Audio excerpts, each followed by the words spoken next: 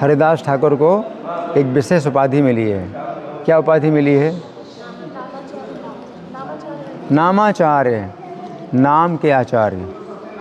ठीक है, हरिदास ठाकुर जो है नाम के आचार्य हैं। हाँ, आप भी भाई साहब और आगे आ जाइए, सब आगे आइए। हम लोग जब भी जयकारा बोलते हैं, पूरे दिन में हम लोग जयकारा बोलते हैं। जितने बार जयकारा बोलते हैं तो नामाचार्य हरिदास ठाकुर की जय ज़रूर बोलते हैं, है ना। तो नाम के आचार्य हैं, है ना। और नाम कलयुग में एकमात्र गति है ना। उसका भी एक श्लोक है। क्या है श्लोक? हरे नाम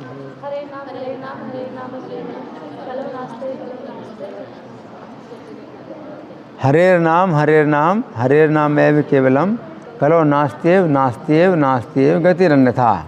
अन्यथा गति नहीं है, नहीं है, नहीं है। हरि नाम की सिवा अन्यथा गति नहीं है। तो पहली बात तो यह है कि हरि नाम की सिवा अन्यथा कोई गति नहीं है। ठीक है, और फिर उस हरि नाम के आचार्य हैं हरिदास ठाकुर। तो इनकी कितनी बड़ी महिमा है। नाम के आचार्य हरिदास ठाकुर, हम बोलते हैं नाम आचार्य हरिदास ठाकुर की जय, है ना। तो ये जो हरि नाम है एकमात्र गति है। ठीक है, और हरि नाम को हम किस प्रकार से समझें? भगवान के तो बहुत से नाम हैं, फिर भी जब हरि नाम बोलते हैं, हरि नाम, तो इसका क्या मतलब है? क्या बोलते हैं हरि नाम में? हरि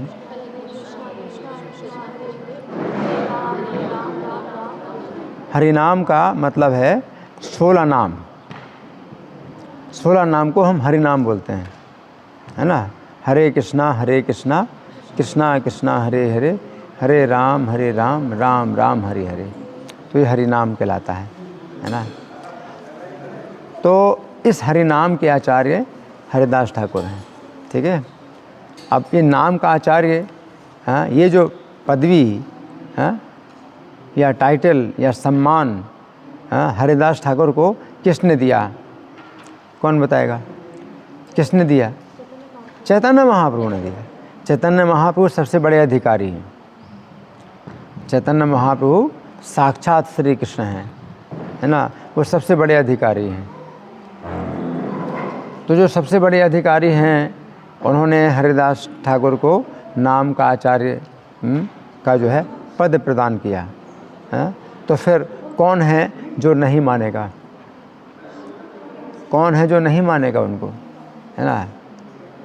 यद्यपि वो मुसलमान परिवार में जन्मे, है ना, लेकिन अगर भगवान स्वयं उनको नाम का आचार्य बनाते हैं तो किसकी हिम्मत है जो ना माने? हैं? हाँ, तो स्वयं साक्षात हरि चैतन्य महाप्रभु हैं। तो वो जो है, अभी तो लाइट नहीं आ रही ना, स्पीकर ले गए। अच्छा ले, तो स्पीकर तो लाइट होगी। तो भगवान ने स्वयं हरिदास ठाकुर को नाम आचार्य की उपाधि दी। नाम के आचार्य हैं, है ना। तो नाम के आचार्य जो हरिदास ठाकुर हैं, तो उनकी क्या विशेषता है? नाम की संख्या की विशेषता है कि नाम की संख्या वे ज़रूर पूरी करते थे, है ना। तो यहाँ पर हमारी विशेष जो है, इनकी तरफ भगवान इनकी तरफ है। तो हमारी नाम के साधना में जो विशेष बात है वो क्या होती है? संख्या की बात होती है कि संख्या पूरी करना, है ना। अब कई लोग क्या सोचते हैं कि नहीं संख्या में हमें जो है चिंता नहीं करनी, संख्या की चिंता नहीं करना चाहिए। नाम तो प्रेम से लेना चाहिए, जब अपनी इच्छा हो, बड़ा उत्साह हो, श्रद्धा हो तो नाम लेंगे, है ना। हम संख्या की चिंता नहीं करेंगे, हम संख्या से नहीं बंधना चाहते। तो कई लोग ऐसा सोचते हैं, लेकिन हमारे जो आचार्य हैं, है ना, हरिदास ठाकुर तो नाम के आचार्य ही हैं। तो संख्या की जो है विशेष चिंता करते थे, है ना। तो हमारे 6 गोस्वामी जो वृंदावन के हुए, तो उनके लिए भी कहा गया संख्या पूर्वक नाम गान नत भी कालावसानी कृतौ, कि संख्या पूर्वक नाम गान, नाम का गान करते थे लेकिन संख्या पूर्वक करते थे, कि कितनी संख्या हम जो है नाम की लेंगे। तो संख्या का जो है विशेष महत्व है कि आपके जीवन में जो है नाम की कितनी संख्या कम से कम होनी चाहिए, है ना। अब दूसरी बात है, नाम की संख्या करने में एक सुविधा क्या होती है, माला पर।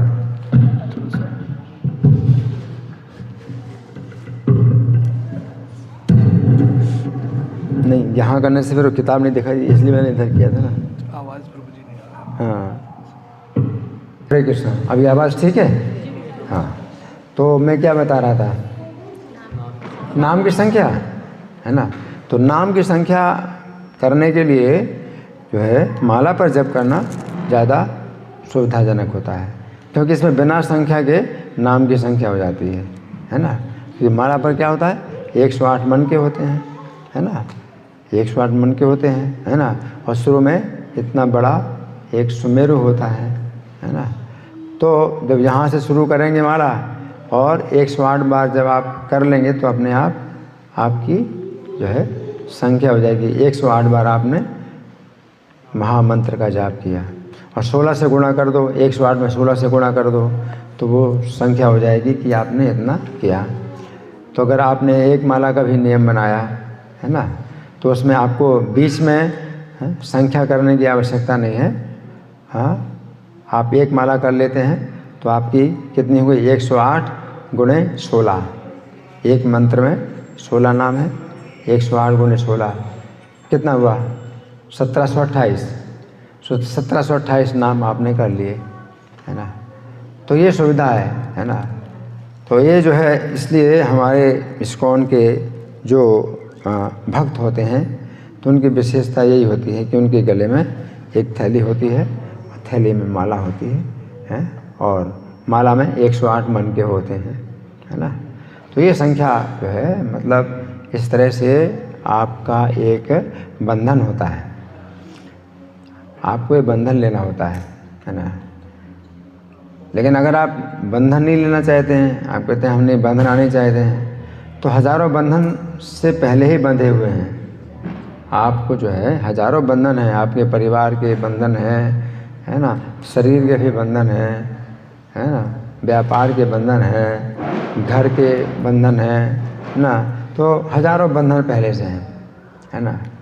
तो उसमें जो है आप एक बंधन और ले लीजिए कि आप कितना संख्या करेंगे, यानी 1 माला करेंगे, 2 माला करेंगे, 3 माला करेंगे। तो ये जो है संख्या का बंधन है ना। तो ये बंधन लेना चाहिए। अगर आप सोचेंगे कि नहीं नहीं ये तो नाम अपने प्रेम से लिया जाता है, जब हमारा प्रेम होगा भगवान से तो हम नाम लेंगे, है ना, तो ये नहीं है। क्योंकि प्रेम आजकल क्या है, कलयुग में कई तनाव हैं, आपके जीवन में कई प्रकार के तनाव हैं, कई प्रकार की चिंताएं हैं, है ना, और कई प्रकार के बंधन हैं। तो ऐसा नहीं होता है कि भाई जब कुछ भी काम नहीं, बिल्कुल फुर्सत हो तो बड़े आराम से प्रेम से हम नाम लें। नहीं, आपको जो है कभी भगवान के नाम में रुचि हो या रुचि ना हो, चाहे जो भी हो, आपको उसी प्रकार करना है जैसे दवाई लेना है। जब आप दवाई लेते हैं, है ना, तो ये विचार नहीं करते हैं कि मीठी लगती है या कड़वी लगती है। आप ये नहीं कहते कि नहीं जब मुझे मीठी लगेगी दवाई तो मैं दवाई लूँगा और जब कड़वी लगेगी तो दवाई नहीं लूँगा। नहीं, दवाई आप लेते हैं तो किस प्रकार से दवाई लेते हैं कि दवाई चाहे मीठी लगे चाहे कड़वी, आपकी बीमारी दूर होनी चाहिए। आपकी बीमारी, जब आप बीमारी को समझेंगे तो आपको दवाई फिर आप लेंगे। लेकिन अब हम लोग बीमारी नहीं समझते हैं तो फिर नाम के लिए हम जो है बंधते नहीं हैं, नाम से बंधते नहीं हैं। नाम का जो है फिर हम नियमित रूप से जप नहीं करते। तो इसलिए बीमारी समझना चाहिए। बीमारी क्या है ना, आप कहेंगे नहीं, आपको तो कोई बीमारी नहीं है ना। कभी बीमारी होती तो दवाई ले लेते हैं, बाकी कोई बीमारी नहीं। लेकिन हर व्यक्ति को बीमारी है, इस भौतिक संसार में हर व्यक्ति को बीमारी है। कौन सी बीमारी है? कौन सी बीमारी, कौन बताएगा? है भौतिक आसक्ति। ये भौतिक आसक्ति को बीमारी अगर ना माने तो फिर किसको, फिर और कौन सी बीमारी? नहीं पता है? जन्म मृत्यु बुढ़ापा बीमारी। हाँ, ये बीमारी भव रोग कहलाती है। भव रोग, ये भौतिक संसार में जितने भी जीव हैं सब भव रोग से ग्रसित है ना।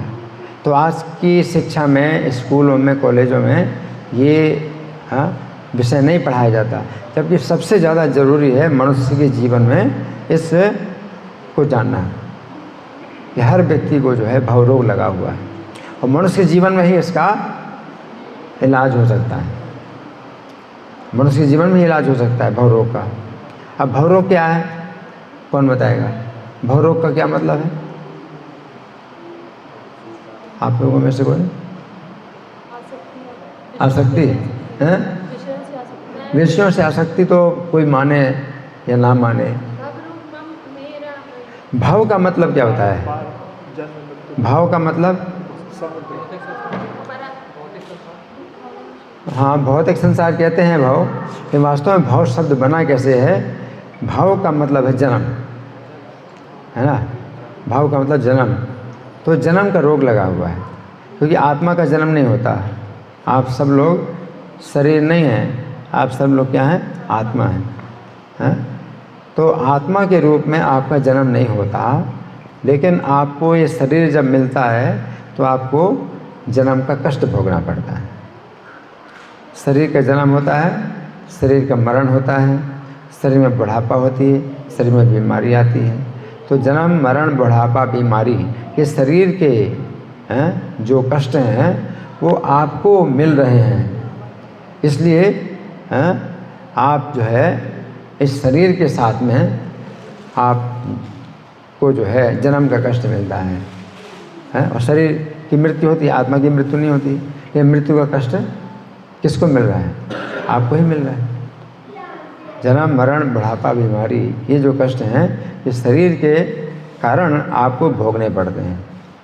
तो ये शरीर हम लोगों को नहीं मिलना चाहिए, कि हमारा अपना एक आध्यात्मिक शरीर है भगवान के धाम में। हम भगवान के धाम में रहते हैं, तो हमें जो है ये भौतिक शरीर नहीं मिलता। ये भौतिक शरीर एक बहुत ही गलत ये सौदा है जो आपने ले लिया। कभी आप बाज़ार में जाते हैं और गलत सौदा लेते हैं तो बहुत पछताते हैं कि मैंने कितनी बड़ी गलती कर दी। उसी प्रकार से आपको ये जो शरीर मिला है, चाहे अच्छा शरीर मिला, सुंदर शरीर मिला, कोई भी शरीर हो, लेकिन इस शरीर में आपने बहुत बड़ी गलती कर दी है। ये शरीर जो आपने ले लिया, ये बहुत गलत सौदा हो गया है, गलत सौदा हो गया है। और अब इसका जो है सबसे अच्छा उपयोग क्या है? मनुष्य के शरीर में ही इसका उपयोग हो सकता है। सबसे बढ़िया वो क्या है? आप हरिनाम, हरिनाम जो है इस दवा है। तो हरिनाम जो है दवा है, तो आपको अच्छी लगे दवा, चाहे कड़वी लगे, लेकिन रोग को आप पहले समझो कि रोग कितना कड़वा है, कितना गलत रोग है ये, है ना। पुनरपि जननम पुनरपि मरणम पुनरपि जननी जठरे शयनम, यह संसारे बहु दुस्तारे कृपया पारे पाहि मुरारे। हैं, ये बार बार जन्म और बार बार मरण, है ना। हे माता जी, आपसे पूछा, अभी थोड़ा सुन लो। तो सबसे बड़ी चीज़ ये कहीं नहीं सुनाई, कहीं नहीं बताया जाएगा, और आपको सबको बताना है। चैतन्य महाप्रभु आज्ञा कि हमारी आज्ञा से गुरु बनो, आपको भी गुरु बनना है। ये गुरु का कार्य है। आज की जो शिक्षा है ये बिल्कुल भी पशु बना रही लोगों को। आज की शिक्षा में लोग पशु बन रहे हैं। क्या है आज की शिक्षा? कुछ भी नहीं मिलता इसमें सही उपदेश, कुछ भी नहीं मिलता। बस अपने को आप शरीर समझ रहे हैं। शरीर के साथ आप पैदा हुए, शरीर के साथ आप मर जाएंगे, खत्म, बस कहानी खत्म। आप शरीर के साथ पैदा नहीं हुए, शरीर पैदा हुआ है और आप पैदा नहीं हुए, है ना। हम जो बता रहे हैं आपको, ये इतनी कीमती बात है कि करोड़ों करोड़ रुपए में भी नहीं मिलेगी और करोड़ों करोड़ जन्मों में भी नहीं मिलेगी। और देखो कितने पशु पक्षी और पेड़ पौधे हैं हमारे मतलब मनुष्य शरीर में है, उन्होंने ये ज्ञान नहीं सुना, अभी वो पेड़ पौधे पशु पक्षी क्यों बने हुए हैं, अब उनको अवसर नहीं मिलेगा सुनने का, और कितने जन्मों तक मनुष्य के शरीर में नहीं आएंगे। अगर आपने इस मनुष्य के शरीर में इस ज्ञान को प्राप्त करने में आलस कर दिया तो इस मनुष्य शरीर के बाद दोबारा मनुष्य का जीवन भी नहीं मिलेगा, करोड़ों जन्मों तक नहीं मिलेगा। सोचिए कितनी संख्या है पेड़ पौधों की, छोटे छोटे घास के पौधे भी होते हैं, वो भी जीव हैं, है ना। इन्होंने जो है इस ज्ञान को नहीं सुना, इस ज्ञान को नहीं महत्व दिया, तो अब जो है ये कीड़े भी हैं, है ना, और पशु पक्षी पेड़ पौधे जलचर नभचर थलचर कितने जीव हैं, इनको मनुष्य का जीवन अब कई जन्मों तक नहीं मिलने वाला है। ये ज्ञान बहुत महत्वपूर्ण, बहुत गंभीर है, मनुष्य जीवन में ही मिल सकता है। तो मैं बता रहा था कि हमको जो है ये जो मनुष्य शरीर जो प्राप्त हुआ है तो एक इससे बहुत बड़ा अवसर है, बहुत बड़ा अवसर है ना। दुर्लभम मानुषम जन्म तदपि अध्रुवम अर्थदम, मनुष्य का जीवन बहुत दुर्लभ है, लेकिन तो भी तदपि अर्थदम तदपि अध्रुवम, तो भी अध्रुव है, मतलब कभी भी छूट जाए आपके हाथ से। आपके हाथ में ये मनुष्य का जो शरीर जो मिला है तो आपके हाथ से कभी भी छूट सकता है, आप इसको पकड़ नहीं सकते, है ना। कोई 1 मिनट में ही शरीर छोड़ देते हैं, पहले से कोई सूचना नहीं होती है, कभी भी छूट सकता है ना। तो ये कितनी आवश्यकता है इसको जानने की, है अर्थदम। और ये मनुष्य के जीवन में बहुत बड़ा स्वार्थ आप पूरा कर सकते हैं, बहुत बड़ा स्वार्थ आपका ही स्वार्थ है, इसमें कोई है ना कि हमारा लाभ हो, हमारा कुछ लाभ नहीं, आपका ही इसमें बहुत बड़ा लाभ है कि आप इस मनुष्य जीवन में अगर कुछ ऐसा कर लोगे प्रयास तो आपको दोबारा भी अवसर मिलेगा।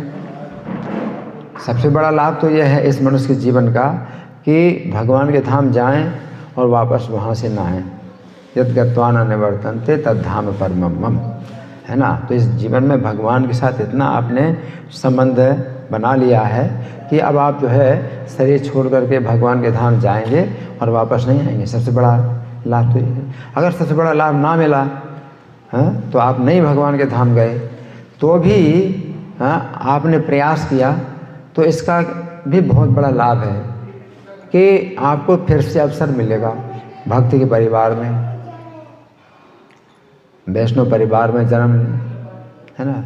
तो कई बच्चे जो है इस्कॉन के जो गृहस्थ परिवार हैं उनमें जन्म लेते हैं, और जन्म से ही उनको जो है ये हरे कृष्ण का जो है नाम सिखाया जाता है। जन्म से वो बच्चे भगवान का दर्शन करते हैं और माँ बाप सिखाते हैं, देखो बेटा दर्शन करो, दर्शन करो, है ना। तो आपका जो है बहुत बड़ी रक्षा होगी, ये भी बहुत बड़ी रक्षा होगी कि आप जो है किसी भक्ति परिवार में जन्म लें। नहीं तो कितने लोग हैं वो कहाँ कैसे परिवारों में जन्म लेते हैं, उन्हें कुछ नहीं, बस केवल खाना सोना भोग करना सुरक्षा करना यही सिखाया जाता है। पशुओं के जीवन में और मनुष्य के जीवन में 2-4 कार्य सामान्य हैं। खाना, पशु के जीवन में भी खाना और मनुष्य के जीवन में खाने की आवश्यकता सामान्य है। सोना, पशु जीवन में सोते हैं, आप सोते हैं, क्या खासियत है आपके? बल्कि आपको तो कुछ सोने के लिए कुछ गोली भी लेनी पड़ती है, उनको कुछ गोली नहीं लेनी पड़ती, वो सोते हैं तो कहाँ पर हैं, कहीं भी ज़मीन में सोते हैं और कहीं भी पेड़ में सो जाते हैं, कहीं भी सो जाते हैं, उन्हें सोने के लिए कोई गोली नहीं लेनी पड़ती। खाना सोना और खाना भी मिल जाता है उनको, उसमें भी उनको पूरा टेस्ट मिल जाता है। आप बहुत टेस्ट बनाते हैं अपने भोजन में, वो कुछ भी टेस्ट नहीं बनाते, उन्हें बना बनाए मिल जाता है भोजन। तो कुछ भी आपकी इसमें खासियत नहीं है कि आप अच्छा खा रहे हैं वो अच्छा नहीं खा रहे हैं, ऐसा कुछ भी नहीं है। खाना सोना भोग करना, स्त्री पुरुष का संबंध उसमें भी है, इनमें भी है, तो कुछ अंतर नहीं है कि मनुष्य में कोई विशेषता हो, कुछ भी विशेषता नहीं है। और सुरक्षा करना, सुरक्षा वो भी कर रहे हैं, आप भी सुरक्षा कर रहे हैं, सुरक्षा वो भी कर रहे हैं, उनकी भी सुरक्षा हो रही है, आप सुरक्षा कर रहे हैं तो भी सुरक्षा नहीं हो रही, तो कुछ सुरक्षा में भी आप कुछ आगे नहीं बढ़े, तो खाना, सोना, सुरक्षा करना, भोग करना, ये 4 कार्य आज की शिक्षा में दिए जा रहे हैं, सिखाए जा रहे हैं। और वो पहले से पशु पक्षी भी कर रहे हैं, तो आज की शिक्षा लोगों को पशु बना रहे हैं। ये जो हरे कृष्ण आंदोलन है, यही एकमात्र है ऐसी शिक्षा दे रहा है जो कि पशुओं पक्षियों के जीवन में नहीं है ना। इसी में ही आपको बताया जा रहा है कि ये जो आत्मा है, जीवात्मा है, हम आप सब अलग अलग जीवात्माएं हैं, अपने अपने कर्मों के अनुसार जन्म लेते हैं, शरीर छोड़ते हैं। इस मनुष्य के जीवन में आप अगर कुछ प्रयास करो तो ये चक्र रुक सकता है, ये जन्म मरण का चक्र रुक सकता है, जन्म मरण का चक्र रुक सकता है। और नहीं तो फिर मनुष्य का जीवन नहीं मिलेगा, इसी चक्र में पड़े रहो। मनुष्य के जीवन में इतने भी कर्म हो जाते हैं, मनुष्य के जीवन में आपके इतने कर्म हो जाते हैं कि उन कर्मों को भोगने के लिए हजारों पशु की योनि में जाना पड़ेगा। मनुष्य का जीवन ही नहीं मिलेगा, हजारों लाखों जन्मों तक मनुष्य का जीवन नहीं मिलेगा, है ना। तो इस मनुष्य के जीवन में आप जो है सबसे बड़ा, आप सतयुग में बहुत कठिन उपाय था, सतयुग में बहुत कठिन उपाय था।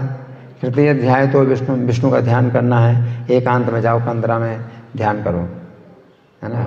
खाना पीना भी आप पका नहीं सकते, जंगल में जाओगे, जंगल में जो बना बनाया मिलता है क्या, या तो पत्ते खाओ, फल अगर मिले तो फल खाओ, और नहीं तो पत्ते खाओ, हैं। और पत्ते भी नहीं मिलते, सूखे पत्ते खाओ, हैं। सूखे पत्ते नहीं मिलते तो पानी पियो, पानी भी नहीं मिलता तो हवा पियो।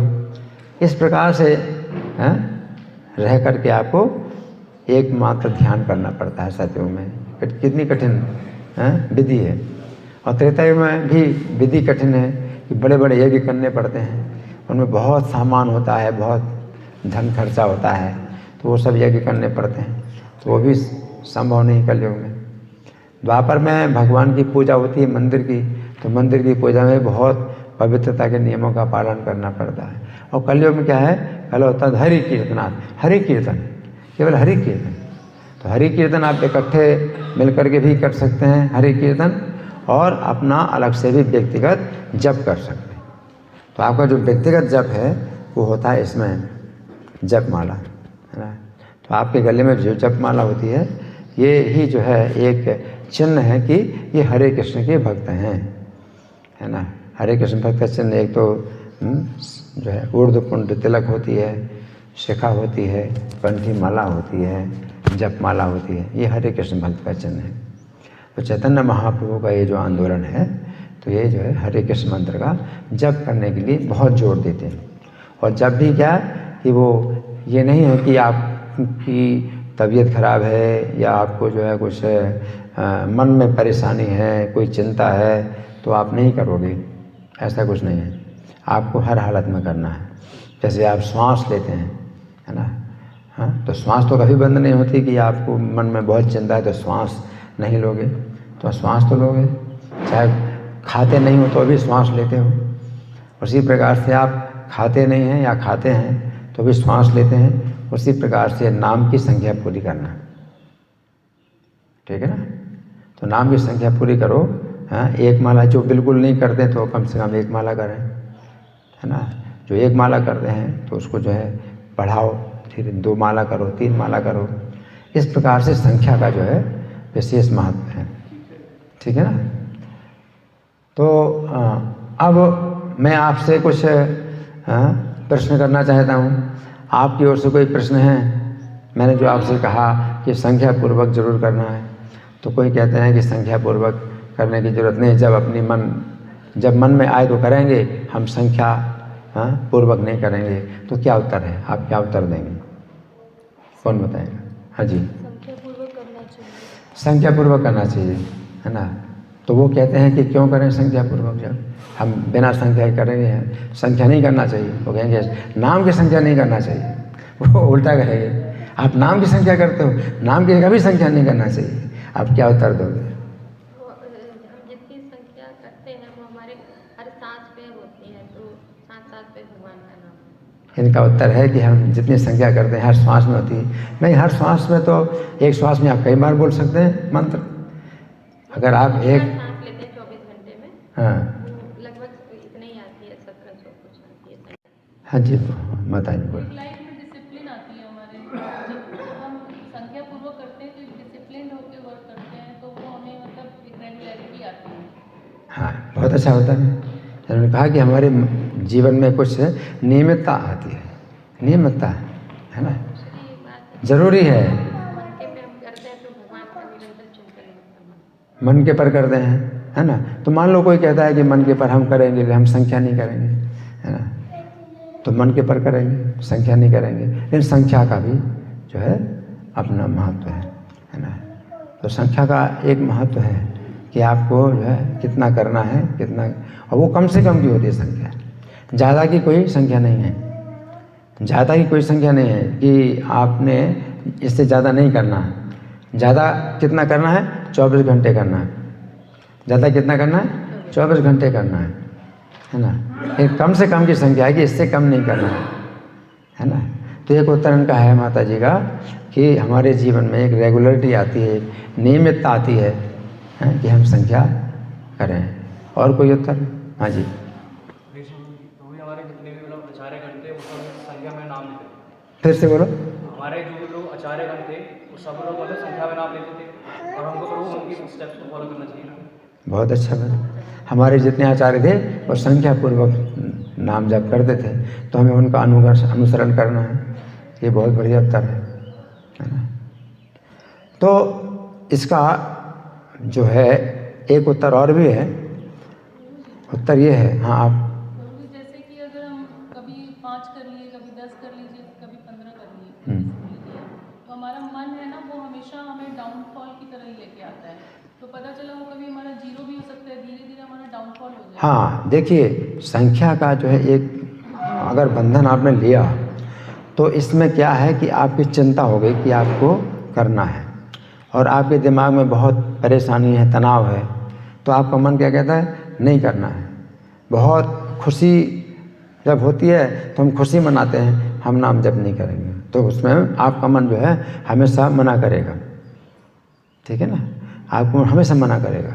या बहुत चिंता हो गई तो आपका मन हमेशा मना करेगा। या कोई बहुत दुर्घटना हो गई, किसी का मरण हो गया, तो आपका मन हमेशा मना करेगा, ये नहीं करना, अभी नहीं करना, अभी नहीं करना। तो बहुत से कारण आपका मन जो है ये देता है नहीं करने के लिए, ठीक है ना।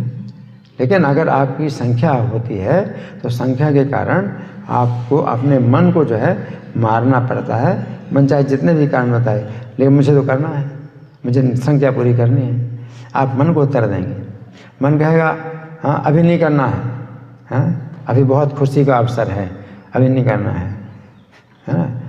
तो आप क्या कहो, ये मुझे तो संख्या पूरी करनी है, मेरी संख्या का नियम है।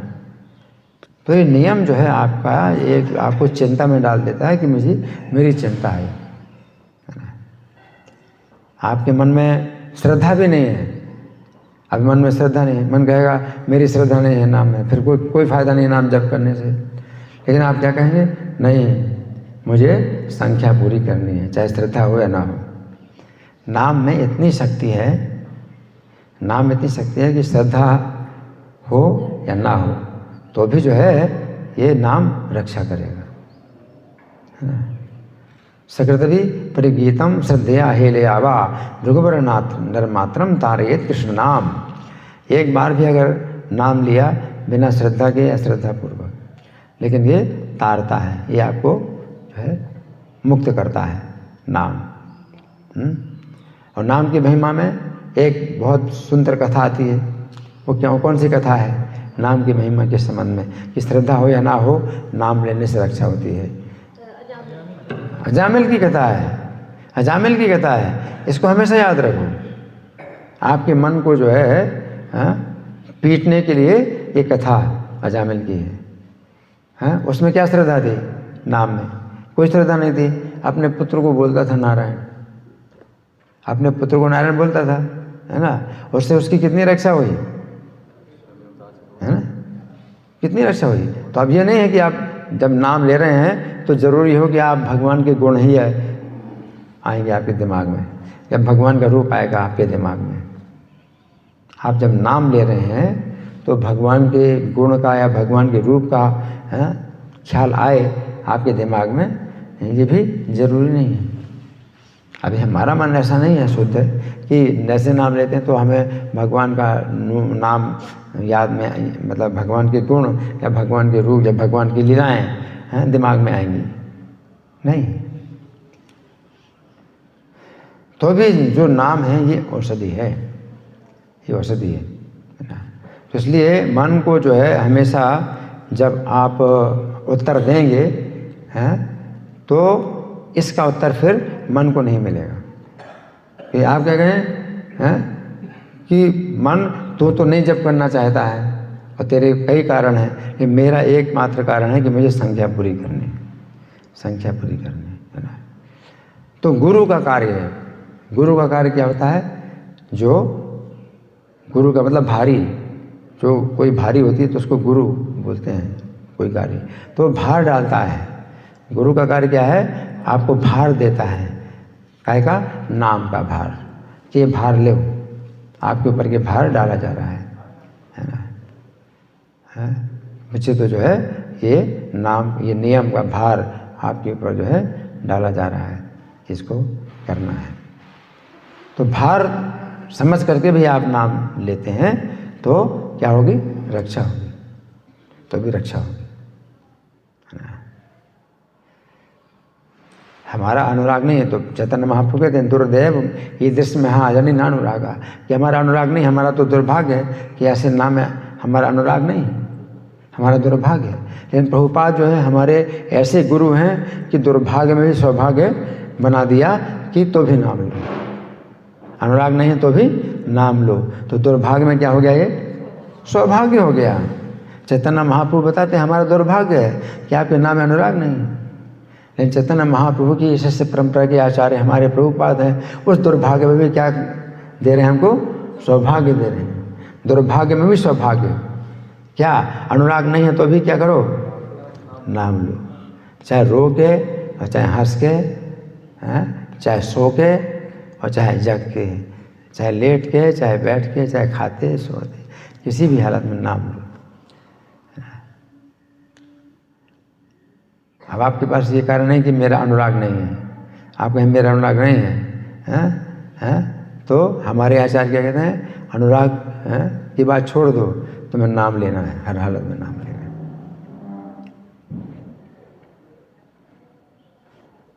तो ये भार ऐसा है, हमारी चिंता, जब तक हमारी संख्या पूरी हुई तो दिमाग में चिंता बनी रहे कि मेरा नाम नहीं हुआ, मेरा नाम नहीं हुआ है, मुझे भी करना है, माला करनी है, मुझे माला करनी है।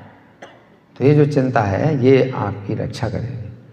हजारों चिंताएं, नहीं तो हजारों चिंताएं माया की हैं, माया की हजारों चिंताएं हैं। चिंताम परमेयाम च प्रलयांताम उपाश्रिता है, जो आसुरी स्वभाव के लोग होते हैं तो अनेक चिंताएं हैं, अपरिमेयाम, अपरिमेय चिंताएं हैं, और प्रलयांताम, और मरने तक जो है वो चिंताएं बनी रहती हैं, मरते तक जो है वो चिंताएं बनी रहती हैं। और एक चिंता आप आगे ले लो तो हजारों चिंताओं से छूट जाओ, एक नाम की चिंता। ये चिंता क्या है, ये आपकी रक्षा करेगी, ये चिंता है। हजारों चिंताओं में एक चिंता ये भी ले लो कि मेरी अभी संख्या पूरी नहीं हुई, मेरी संख्या पूरी नहीं हुई है ना। तो आप लोगों में से कितने लोग हैं उस संख्या पूर्वक करते हैं, चाहे एक माला, दो माला, हाथ उठाइए, 1 2 3 4, या आधा हाथ क्यों उठाया? अगर एक माला भी कर रहे हो तो हाथ उठाओ, और नहीं कर रहे तो हाथ बिल्कुल मत उठाओ, है ना। 1 2 3 4 5 6 7 8 9 10 11 14 15 16 17 18 19 20 21 22 लोग हैं। आप कितने करते हैं माला? 16 प्लस, हाँ, मतलब कम से कम 16, उससे ऊपर हमें उसकी कोई संख्या नहीं। आप 16, क्या दीक्षा नहीं है? दीक्षा नहीं है ना। तो दीक्षा 16 में तो दीक्षा भी होती है। और तुम कितना करते हो? एक माला, हाँ। तो ये चिंता ले ली कि एक से कम नहीं करना, ये चिंता है, ये चिंता ले लो, ये चिंता ले लो, है ना। तो नाम की चिंता, हाँ, अगर आप लेते हैं, है ना, जैसे माता ईश्वर को तो कृष्ण की चिंता है कि कृष्ण को मैंने भोजन नहीं कराया, कृष्ण की कैसे रक्षा होगी, कृष्ण की चिंता करती हैं। तो वो जो है दिव्य स्थिति, बहुत दिव्य स्थिति है कि वो चिंता करते हैं कृष्ण की, है ना। और आप जो है अगर नाम की चिंता करते हैं तो आपने भी जो है कृष्ण के संबंध में आपने कुछ चिंता ले ली, तो कृष्ण भी आपकी चिंता करेंगे। अगर आप कृष्ण के नाम की चिंता करते हैं, नाम की संख्या की चिंता करते हैं, तो नाम जो है भी चिंता करेगा आपकी कि कैसे इसका रक्षा करें। तो भगवान भी चिंता करेंगे, है ना। अगर भगवान चिंता करेंगे तो फिर तो काम पक्का है, बनेगा ही, कि भगवान की चिंता व्यर्थ नहीं जाती, है ना। तो इस प्रकार से जो है आपके दिमाग में सवेरे सवेरे से चिंता होनी चाहिए कि मुझे नाम जप करना है, मुझे नाम जप करना है। और कई चिंताएं, अब ये थोड़ी कि हम कहें कि और चिंता ना करो, चिंताएं तो बहुत सी हैं।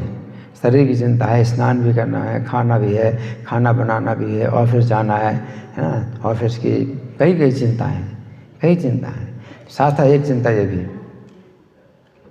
है ना, जैसे कुछ लोग अपने घर में भगवान का मंदिर रखते हैं, तो मंदिर रखते हैं तो भगवान को जो है अपने घर का एक व्यक्ति मान लेते हैं कि उसको भी भोग लगाना है, चाहे पुत्र मान करके, कुछ भी मान के, कि भगवान को भोग लगाना है, भगवान को जो है नहलाना है। तो ये चिंता है।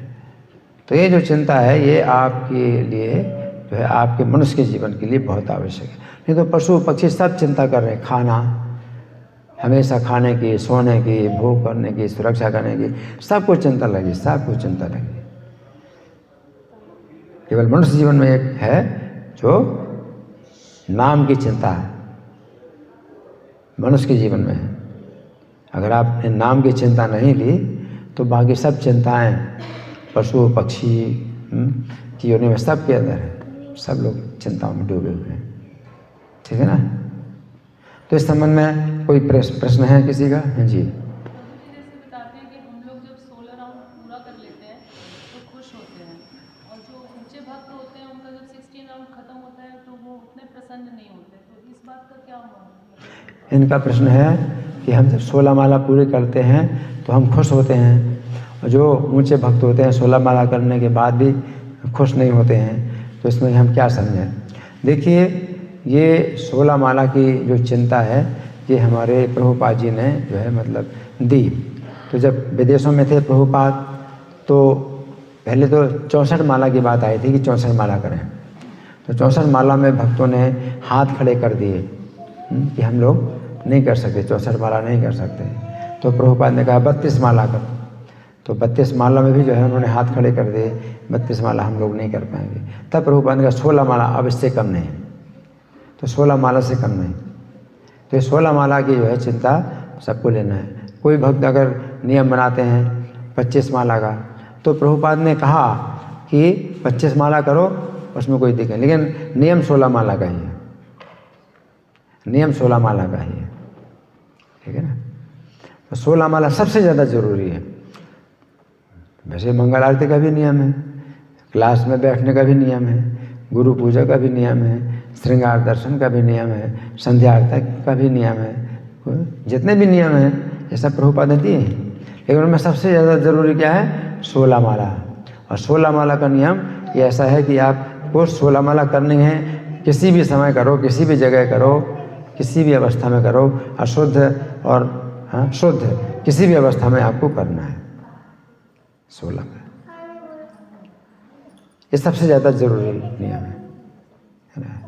बाकी जो है चिंता अगर मतलब भगवान देते हैं अपनी सेवा की, तो फिर वो, क्योंकि नाम तो है, हम जब नाम लेते हैं तो इसका अर्थ है कि मुझे अपनी सेवा में लगाइए, तो और भी सेवाएं जो है फिर भक्तों की हो जाती हैं। तो जो उन्नत भक्त होते हैं तो 16 माला के बाद फिर वो जो है और सेवाओं की चिंता करते हैं। तो वो यही सोचते हैं 16 माला मैं किससे पूरी करूं, तो फिर मैं और काम करूं, तो और सेवाएं उनकी हो जाती हैं, है ना। तो वो जो फिर उनकी दूसरी चिंता हो जाती है, ये भी कार्य करना है मुझे, ये भी कार्य करना है, तो कई प्रकार की सेवाएं उनकी हो जाती हैं, क्योंकि नाम जो है आपको फिर और सेवा देगा। तो इसलिए जो है भक्त लोग जो है 16 माला की सबसे पहली उनकी चिंता होती है, और 16 माला के ऊपर फिर उनकी और भी चिंताएं होती हैं कि और भी कार्य कर रहे हैं, तो वो माया की सेवा से छूट करके फिर भगवान की सेवा में लग जाते हैं, तो 24 घंटे भगवान की सेवा में लग जाते हैं। अभी तो आपकी ऊपर ये चिंता 16 माला पूरी करो, बाकी सेवा माया की है। अभी तो माया में इतने बंधे हैं कि 16 माला पूरी करके फिर माया की सेवा, कि माया से बंधे हुए हैं। लेकिन धीरे धीरे 1% माया से छूटते हैं, तो 16 माला के बाद फिर 1% सेवा आप कृष्ण की ओर ले लेते हैं, तो माया की सेवा कम हो जाती है। और जैसे जैसे आपका नाम का जो है जो लाभ है वो होता है, तो आपको जो है फिर और भगवान की सेवा मिल जाती है, माया की सेवा कम हो जाती है। तो माया देवी भी जो है खुश होती है और आपको छोड़ देती है, उतनी ही छोड़ती है जितनी आप कृष्ण की सेवा लेते हैं। माया देवी जो है आपको 24 घंटे अपनी सेवा में लगाए हुए हैं, लेकिन अगर 1% भगवान की सेवा लेते हैं तो माया देवी कहती हैं ठीक है 1% तुम भगवान की सेवा करो, तो अब 99% मेरी सेवा करो। फिर अब 2% भगवान की सेवा लेते हो तो माया देवी की दृष्टि के 98% मेरी सेवा, 2% भगवान की सेवा। जैसे परसेंटेज आप बढ़ाओगे तो माया का परसेंटेज घटता जाएगा, और माया जो है फिर देखिए अब 100% भगवान की सेवा कर रहे हो तो मेरी सेवा 0%। जी गृहस्थ आश्रम में बच्चों की सेवा माया की सेवा है क्या जी? गृहस्थों को हाँ। बच्चों की सेवा या घर परिवार की सेवा माया की सेवा। हाँ देखिए, जब आप यही सोचते हो बच्चों को कि बस इनको जो है खिलाना सुलाना और सुरक्षा करना, बस यही है सेवा, तो माया की सेवा। जब आप सेवा लेते हैं इन बच्चों को खिलाने सुलाने के अलावा इनको आपको शिक्षा देने हैं कि नाम की शिक्षा दो, ये इनको भक्त बनाओ। जब घर में ही जब बच्चा है आपके घर में, माता जी आपके घर में ही बच्चा है, तो आप जो है सोचते हो कि गर्भ के अंदर बच्चा है तो ये कैसे भक्त बनेगा। तो अब ये जो है आपकी दिव्य सेवा होगी, अब भगवान की सेवा होगी, ये कैसे भक्त बनेगा। तो आप खुद ही चिंता करते हो कैसे भक्त बनेगा, तो उसको सीधे संस्कार मिल रहे हैं भक्ति के, आपकी चिंता के कारण। माता जी चिंता करते हैं, माता जी जितना सुनती कथा वो बच्चे को सीधा उसके जो है संस्कार में आ जाता है। तो मुझे तो पता नहीं, मैं तो अपनी माता के घर में था, तो हमारी माता जी उस समय जो है सत्संग में जाया करती थी। तो हर 12 साल में एक बार जो है बहुत बड़ा वो कार्यक्रम होता है सत्संग का, तो वहाँ पर जो है वो दूर दूर से भी साधु संत आते हैं और वहाँ पर जो कई दिनों तक रुकते हैं और लगातार उनके प्रवचन होते रहते हैं। तो उस प्रवचन में वो जाया करती थी, तो मैं घर में था जब वो चल रहा था उनका वो सत्संग का कार्यक्रम, तो रोज़ सुनने जाती थी। तो अब उसके बाद जब मेरा जन्म हुआ तो मेरे अंदर सुनने का जो संस्कार है ये गर्भ से ही मतलब मुझे मिला, गर्भ से ही मुझे मिला संस्कार, है ना। तो मेरी प्रशंसा होती है, सब भक्त लोग प्रशंसा करते हैं कि शाम की गीता क्लास में मैं ही रहता हूँ सुनने के लिए। हालांकि मैंने सब गीता की व्याख्या लिखी, कमेंट्री लिखी, सब कुछ लिखी, तो भी मैं गीता की क्लास में अकेला मैं ही सुनता हूँ। जितने भक्त हैं जो क्लास देने आते हैं मुझसे पूछते हैं कि श्लोक संख्या क्या है, क्योंकि उनको सुनना ही नहीं है, वो केवल क्लास देने के लिए आते हैं। तो मेरे पास ये रिकॉर्ड रहता है कि कौन सा श्लोक करना है। तो मैं जो गर्भ से ही मुझे ये संस्कार मिले, जो कि मैं नहीं जानता, मुझे कुछ भी पता नहीं कि क्या मेरी माता क्या करती थी उस समय जब मैं घर में था। तो अगर आप जो है माता जी अपने गर्भ में हैं, बच्चे को सोचते हैं कि कैसे इसको जो है भक्त बने, है ना, मेरे गर्भ के अंदर है, मेरी बहुत बड़ी जिम्मेदारी है कि मैं इसको गर्भ में जो है संस्कार दूँ, है भक्ति के संस्कार दूँ। तो आप किताब पढ़ती हैं, है ना। तो एक माता जी है, तो गर्भ के अंदर जब बच्चा था तो वो जो है गीता की किताब उन्होंने पूरी पढ़ी, तो पूरी पढ़ी गीता की किताब। तो जो गर्भ के अंदर जो बच्चा हुआ तो 13 साल की उम्र में ही वो जो है वो लिखने लगा गीता के ऊपर लेख लिखने जो बैक टू गॉडहेड में छप रहे थे 13 साल की अवस्था में। बैक टू गॉडहेड पत्रिका जो इस्कॉन की है मासिक पत्रिका है या जो द्विमासिक इंटरनेशनल है, तो उसमें वो उसके लेख छपने लगे, जबकि 13 साल का बच्चा था वो तभी से। हाँ, 5 मिनट में आराम करो। हाँ। तो माता की जो है मतलब ये बहुत बड़ी जो है ये जिम्मेदारी होती है कि गर्भ के अंदर ही आप सोचिए कि कैसे भक्त बनेगा। आपके घर में बच्चे हैं, है ना, तो प्रभुपाद कहते हैं कि सबसे बड़ी आपकी जिम्मेदारी है कि इनको भक्त बनाइए। अगर आप इनको भक्त नहीं बनाते हैं तो जो है भगवान की सेवा आप कर रहे हैं या बहुत से कामों में लगे हैं, आपको बस टाइम नहीं है, माता जी बस टाइम नहीं है, घर में भगवान की पूजा है, भोग है, वो सब लगे हैं, बच्चे बिगड़ रहे हैं, तो प्रभुपाद के सब छोड़ करके बच्चों को जो है आप भक्त बनाओ, अपना समय दो भक्तों को बिठाओ, माला जप कराओ, उनको कीर्तन कराओ, उनको जप कराओ, सिखाओ, बजाना सिखाओ। तो ये आपकी जो है मतलब सबसे बड़ी पूजा है। भगवान कहते हैं भगवान की पूजा, प्रभुपाद कहते हैं भगवान की पूजा से ज़्यादा बढ़ करके बच्चों की पूजा है। अपने बच्चों की पूजा करो, तो भगवान ने आपके पास भेजे हैं बच्चे। तो ये जो है आपकी बहुत बड़ी है ना जिम्मेदारी है। घर के जितने लोग हैं, आपने भोजन बनाया है तो आप भोग लगाती हैं, तब किसी को खाने देती हैं, तो ये आपकी बहुत बड़ी जो है सेवा है। और नहीं तो क्या है, जल्दी जल्दी भोजन बनाया और खिला दिया उनको, है ना, तो वो जो है उनका कर्म बन रहा है, उनका जो भोजन बना रहे हैं वो उनका ही कर्म बन रहा है वो, है ना। और आपने भोजन बनाया, फिर भगवान को भोग लगाया, इसके बाद फिर जो है भोजन कराती हैं, तो आप उनकी कितनी बड़ी रक्षा कर रहे हैं। तो ये भगवान की सेवा है कि आपने भोजन बनाया है। किसी को भी आप छूने ना दो जब तक भोग ना लगे, है ना। बच्चों को भी जो है जब होश रहेगा कि माता जी नाराज़ होंगी, अभी नहीं, अभी भोग लगना है, तो उनकी चेतना में कितना बड़ा जो है असर पड़ेगा कि नहीं अभी भोग नहीं लगा है। तो भक्त लोग जो है हमेशा कुछ उनको खिलाते हैं तो पूछते हैं इज इट ऑफर्ड, क्या ये भोग लगा इसका। तो चाहे कितनी भी स्वादिष्ट चीज़ हो, वो जो है वो खाते ही नहीं हैं, वो सोचते हैं भोग लगा कि नहीं लगा, है ना। तो उनकी यही चिंता हो जाती है। नहीं तो क्या है, खाओ खाओ खाओ, तुरंत मिले तो तुरंत खा लो, है ना। तो वो कहते हैं भोग लगा कि नहीं लगा हमेशा। तो इस चेतना कितनी बड़ी चेतना है, वो माता जी के द्वारा ही मिलती है।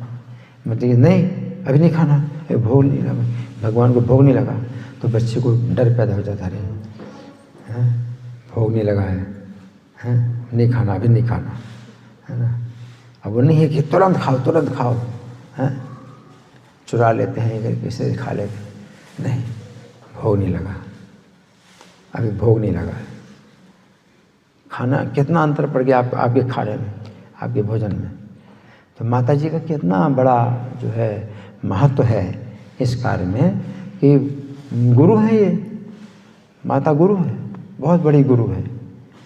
जब मना करते नहीं अभी भोग नहीं लगा, अभी नहीं खाना, गुरु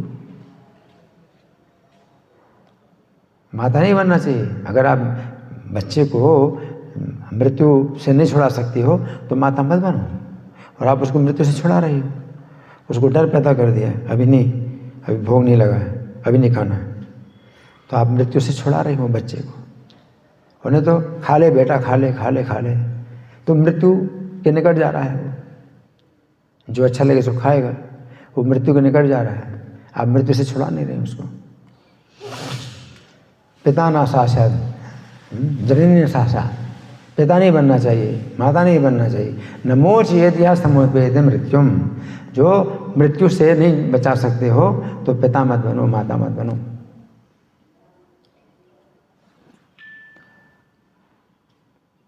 तो खाने की बात में ही जो है आप जो है बहुत बड़ी रक्षा कर रहे हैं, मृत्यु से बचा रहे हैं उनको।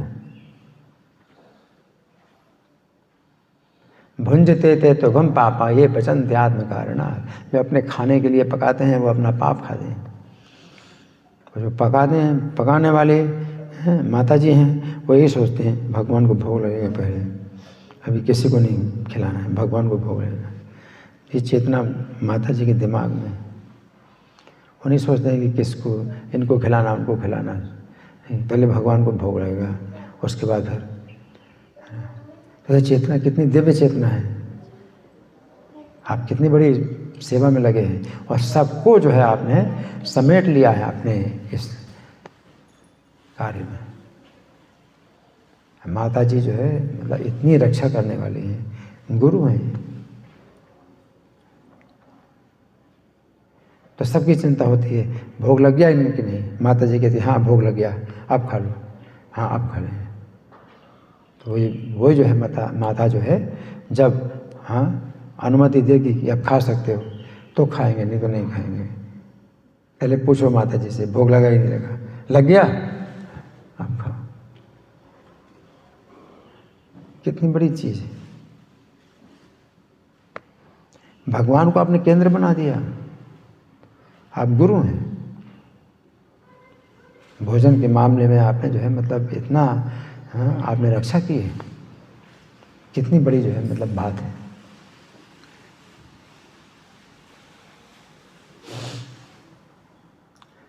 एक माता गुरु है, एक गुरु है नाम के गुरु होते हैं, है ना, तो नाम देते हैं। तो उनका कहना है कि नाम जप करना है, तो जो है 24 घंटे में आपको इतनी नाम संख्या पूरी करनी है, वो भी गुरु होते हैं। तो ही चिंता देते हैं कि नाम की संख्या पूरी करो, नाम की संख्या पूरी करो, वे गुरु हैं।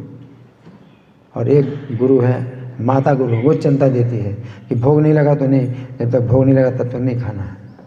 तो वो भी चिंता है, नहीं खाना है, अभी भोग नहीं लगा, नहीं खाना है ना। तो हमेशा वो उनका मन में सेटिंग हो जाती है, मन में सेटिंग हो जाती है कि नहीं खाना है। तो फल है, जल है, वो तो भोग लगाओ या ना लगाओ तो चल जाता है, लेकिन अन्न जो होता है तो उसका जो है ज़रूर भोग लगना चाहिए, कोई भी चीज़ हो अन्न की, है ना, इस तरह। और कोई प्रश्न है किसी का? मैं प्रश्न करूं?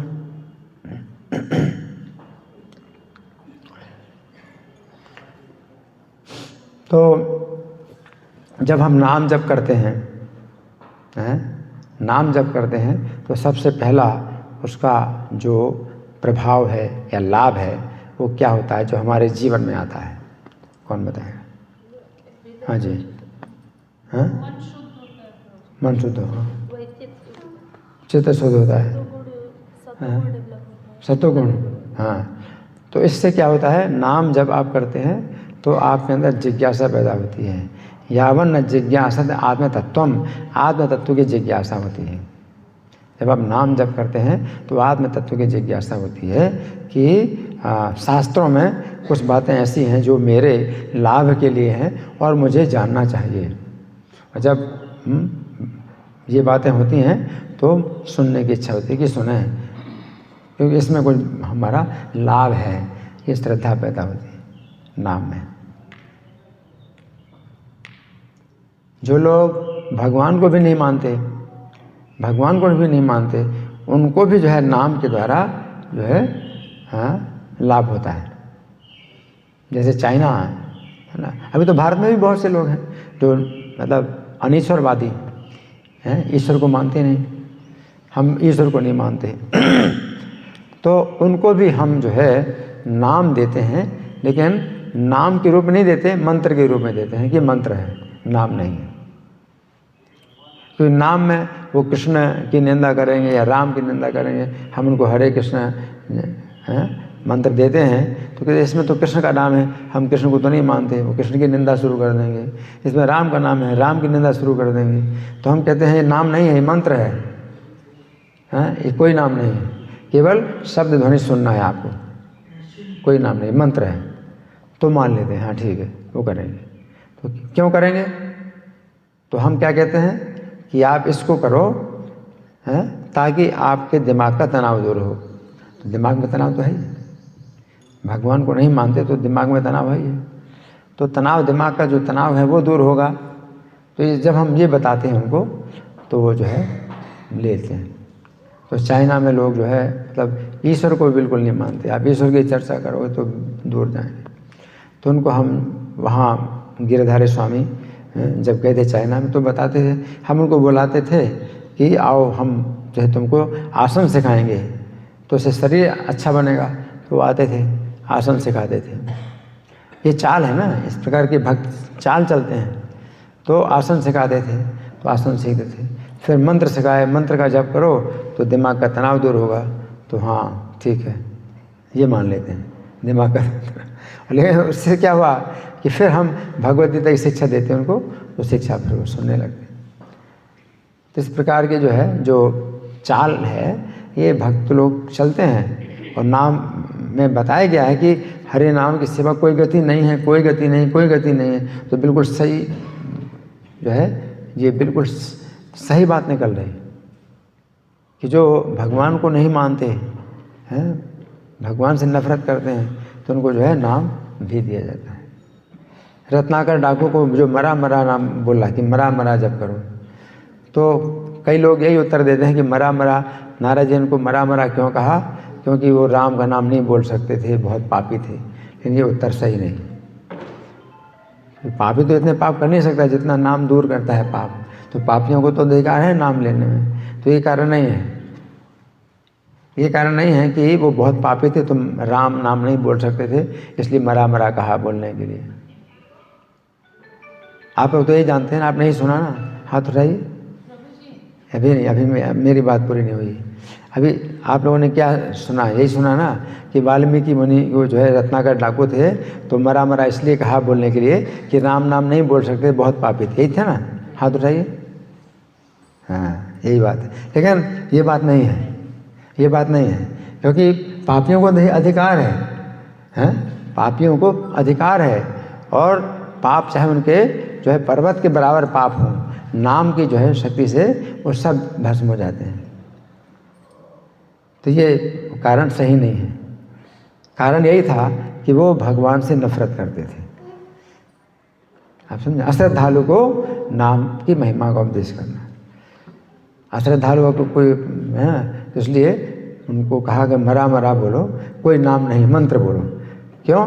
वो बोले हम पाप से हम मुक्त होना चाहिए। अब कोई व्यक्ति पाप को तो मानता है कि भाई पाप से मुक्त होना है हमको, तो नरक जाना पड़ेगा, लेकिन भगवान को नहीं मानता।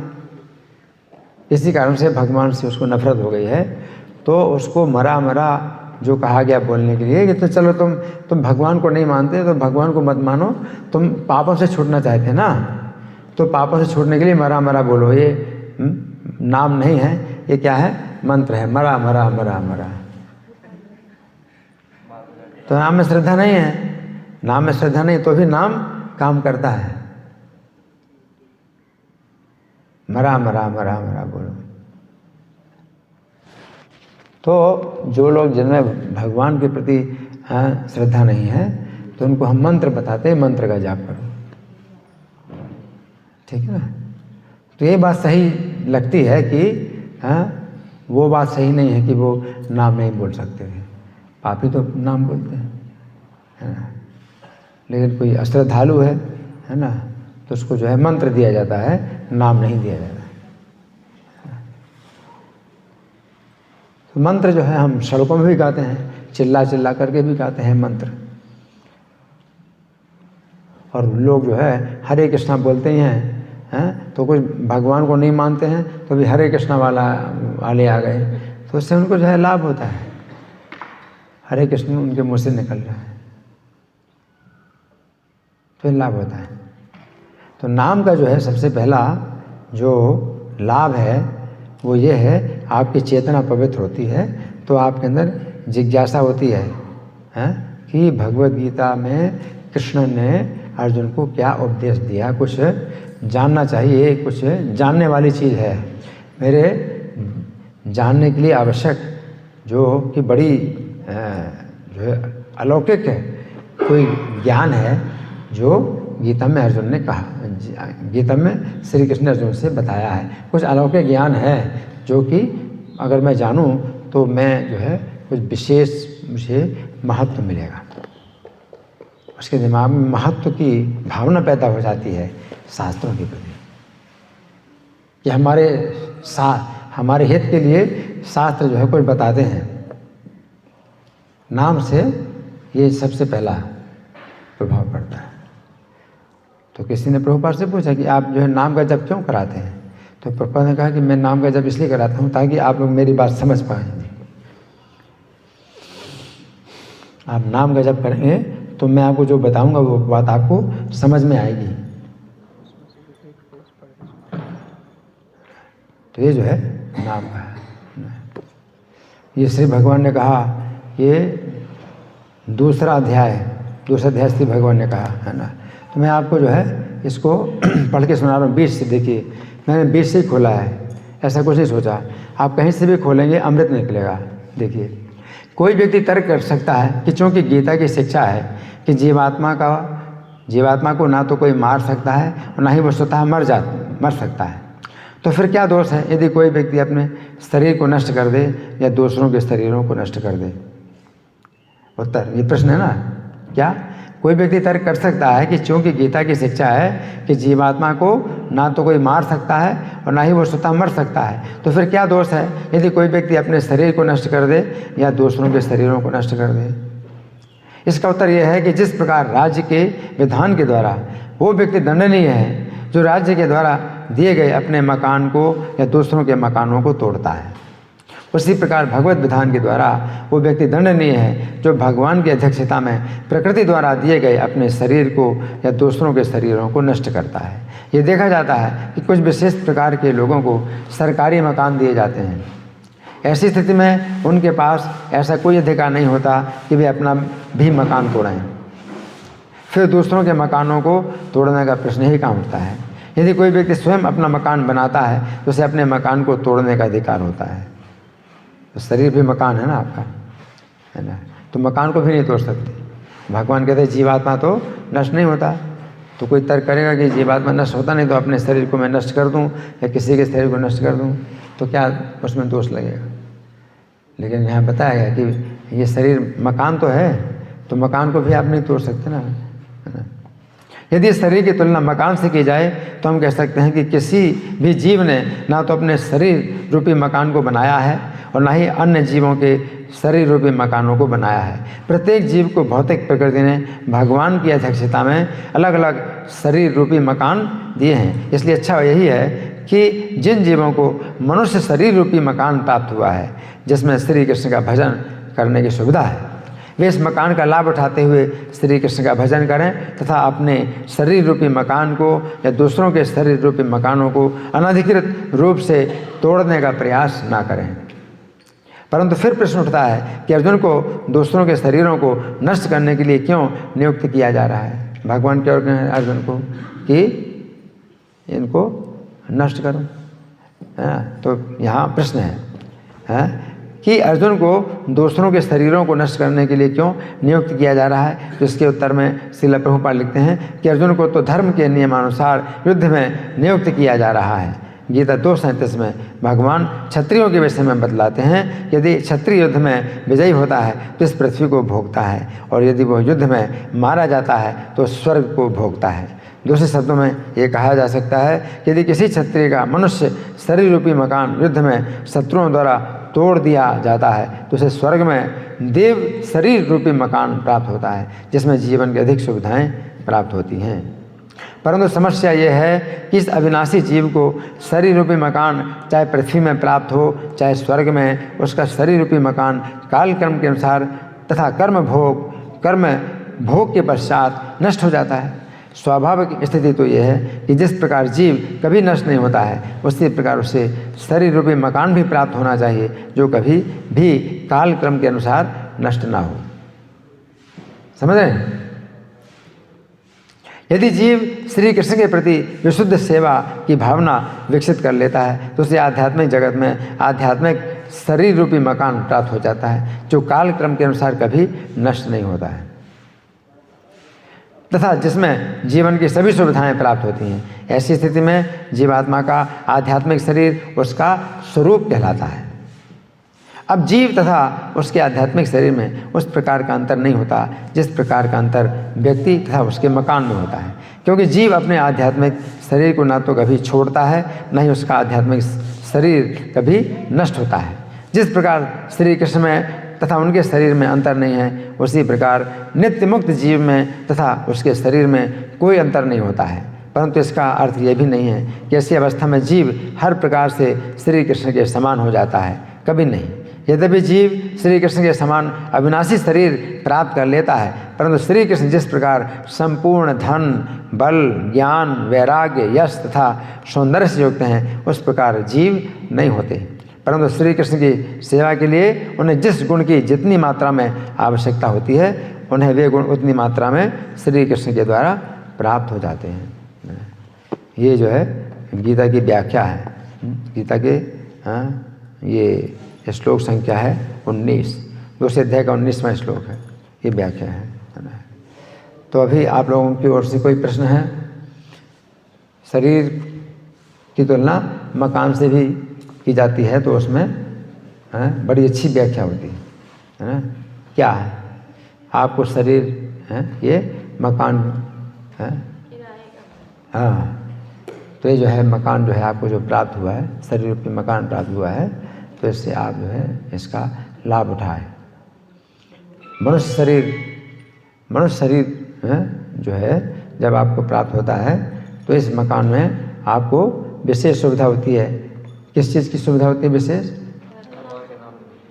भगवान के नाम की, भजन की, है ना। तो आपको जो मकान जो प्राप्त हुआ है, इसमें ही आप कृष्ण का भजन कर सकते हैं, नाम ले सकते हैं।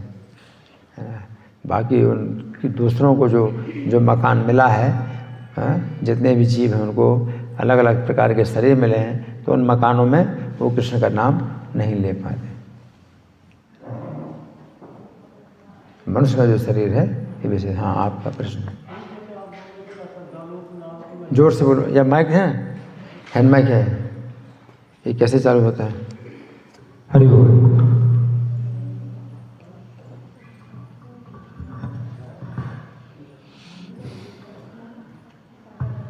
प्रभु जी, जैसे आप बोले कि महामंत्र देते हैं, तो उसमें भी तो नाम ही है, जैसे आप बोल रहे हैं श्रद्धालु नाम की महिमा नहीं बताते। इनका प्रश्न है कि हम जब हरे कृष्ण महामंत्र बोलते हैं, नाम ही तो है, लेकिन हम उनको नाम बताते नहीं।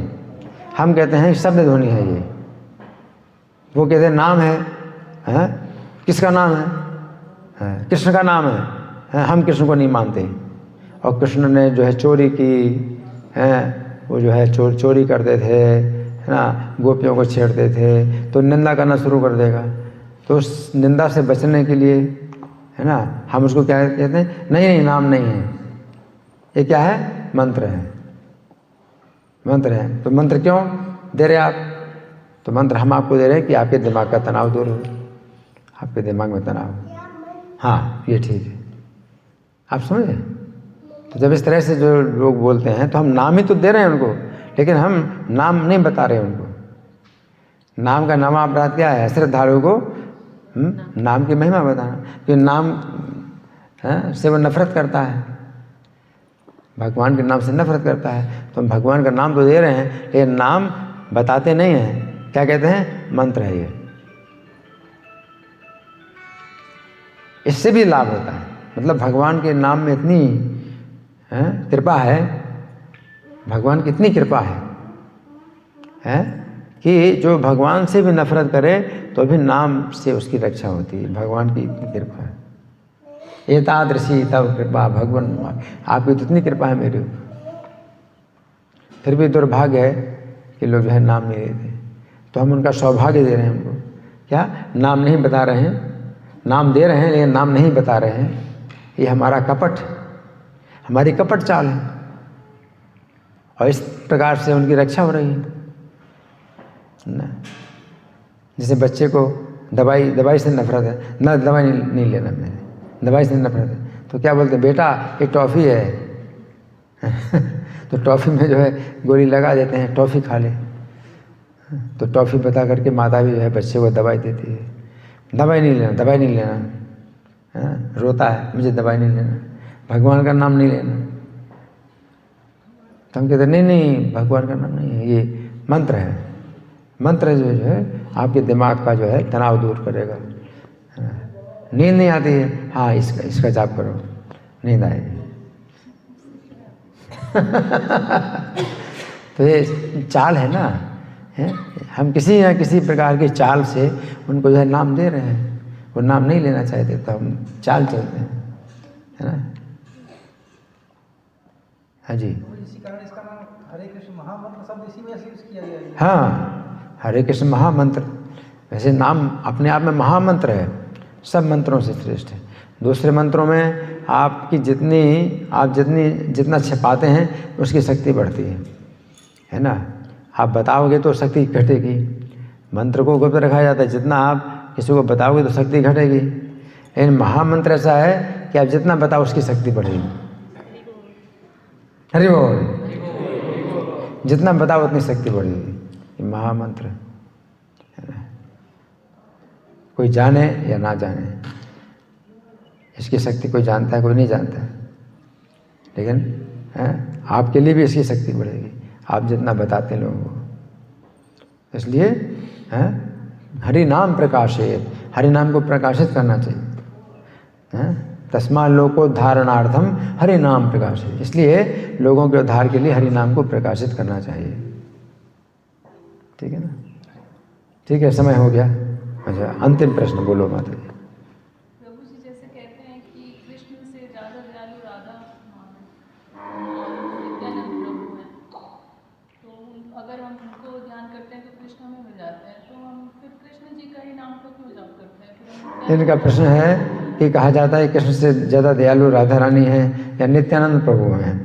हाँ, तो आपका ये प्रश्न है कि फिर हम उनका नाम क्यों ना लें। देखिए, इसमें क्या है कि अगर कृष्ण से ज़्यादा दयालु राधा रानी हैं, अगर राधा रानी कृष्ण से ज़्यादा दयालु हैं तो वो राधा रानी भी जो है कृष्ण की ही शक्ति है, कृष्ण से अलग नहीं है, कृष्ण से स्वतंत्र नहीं है ना।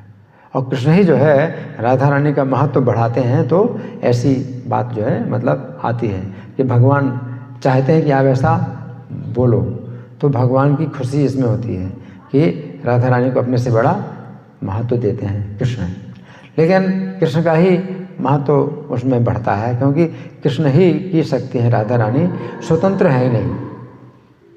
अब अगर आप स्वतंत्र मान लो कि कृष्ण से स्वतंत्र है राधा रानी, है ना, तो वो है नहीं, ऐसी बात नहीं है। ऐसा होता है ना कि जब हम हरे कृष्णा मंत्र करते हैं तो हम ज़्यादा कृष्ण को ही याद करते हैं, लेकिन जब हम श्रवण करते हैं तब हमें पता चलता है कि हमें नित्यानंद प्रभु को भी याद करना चाहिए, राधा रानी को भी करना चाहिए, तो थोड़ा सा कॉन्फ्लिक्ट। देखिए, हरे कृष्ण मंत्र में जो है राधा रानी का नाम है, हरे माने राधा रानी, और आप चाहे माने या ना माने वो राधा रानी का नाम है इसमें, हरे कृष्ण में, है ना। लेकिन अभी हम कुछ नहीं कहते कि आप क्या सोचो या क्या ना सोचो, अभी तो कुछ भी नहीं ऐसा है भाई क्या सोचते क्या नहीं सोचते, है ना। आपने अपने बच्चे का नाम हरे कृष्णा रख दिया तो हरे कृष्णा आप बोल रहे हो, है ना। तो नाम की शक्ति जो कार्य करती है वो इसमें कुछ भी अंतर नहीं पड़ता कि आप क्या सोचते हैं क्या नहीं सोचते, नाम की शक्ति कार्य करती है। नाम के 10 अपराध हैं, इनसे बचना है, नाम के 10 अपराधों से बचना है। अगर 16 नाम ही कली कलमस नाशनम कहेंगे, कली के पापों नाश करने वाले हैं, नाता परतरोपाय सर्व वेदेषु दृश्यते, तो समस्त वेदों में इससे बढ़कर के कोई उपाय नहीं है, तो 16 नाम आप करो।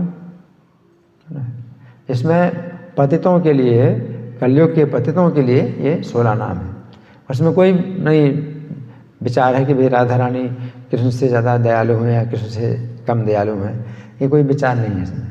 कि पतित लोग जो है इतने पतित हैं कि वे तो अपने शरीर को ही जो है अपना आत्मा मान रहे हैं, आत्मा को भी नहीं समझ रहे हैं कि शरीर आत्मा में क्या अंतर है। फिर राधा रानी को क्या समझें, और राधा रानी को समझना तो पहले कृष्ण को ही समझना होगा, तब आप राधा रानी को समझोगे, नहीं तो राधा रानी को समझ नहीं सकते। तो गीता में कृष्ण ने अपने को समझाया है ना, तो कृष्ण से बढ़कर कोई नहीं है। कभी राधा रानी को अगर कहा जाता है कि कृष्ण से बढ़कर दयालु है तो कभी कभी कहा जाता है, हमेशा कृष्ण से बढ़कर कोई नहीं है। नाता परतर उपाय, है ना, मत्ता परतरम नान्यत् किंचित् अस्ति, कुछ भी उनसे बढ़कर नहीं है, ना। ठीक है ना। गुरु को कहा जाता है भाई भगवान से ज़्यादा दयालु है, कभी कभी कहा जाता है, हमेशा नहीं कहा जाता है। हमेशा तो कृष्ण को ही कहा जाता है, गुरु भी भगवान से स्वतंत्र थोड़ी होते हैं, है ना। तो कभी कभी कहा जाता है तो वो है एक विशेष अवसर पर कह दिया जाता है। हमेशा के लिए जो है तत्व की बात है वो कृष्ण ही है। कृष्ण ही गुरु को भेजते हैं और आपकी इच्छा समझ करके कृष्ण ही गुरु को मिलाते हैं। तो गुरु भी स्वतंत्र नहीं, ठीक है ना। कुछ बातें होती कभी कभी बोली जाती हैं, लेकिन कुछ बातें होती जो हमेशा बोली जाती हैं, वो भगवत गीता में भगवान बता रहे हैं। ठीक है, धन्यवाद। ग्रंथराज श्रीमद् भगवद गीता की जय, श्रील प्रभुपाद की जय। हरे कृष्ण।